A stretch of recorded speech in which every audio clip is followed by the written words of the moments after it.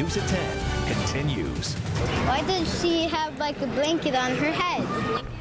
Visitors to the state fair can ask Muslims about their faith, and no subject is considered too personal.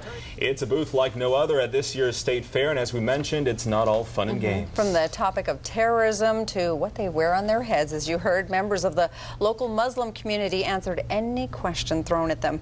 Louisa Hodge live at the state fair with the reaction this booth is getting. Louisa? Well, usually you come to the state fair to get popcorn or cotton candy, but how about the Quran? A local group of Muslims are giving them away along with information about their faith.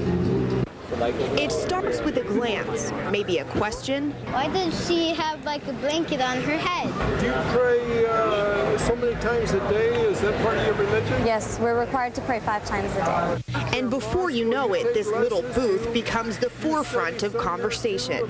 Now, what happens if someone decides to become a fallen Muslim?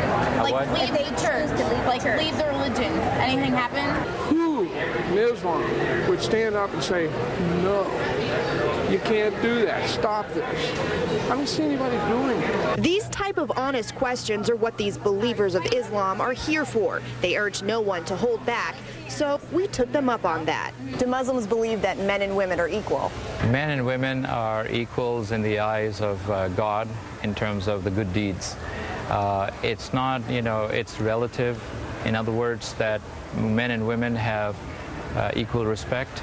However, they have different roles in life.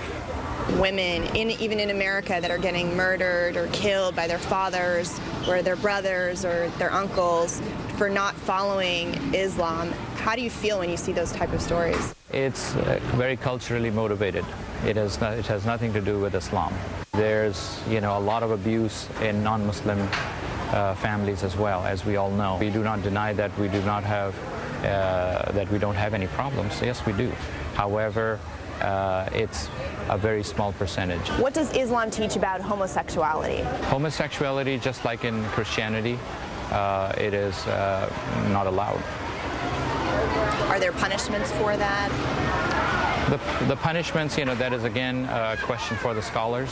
What are Muslims teaching in the mosques here in Sacramento about preventing terrorism? Well, we have about 11, 12 mosques in the Sacramento area, and all the mosques teach peace and true Islam. That's what this group of Muslims say this booth is all about.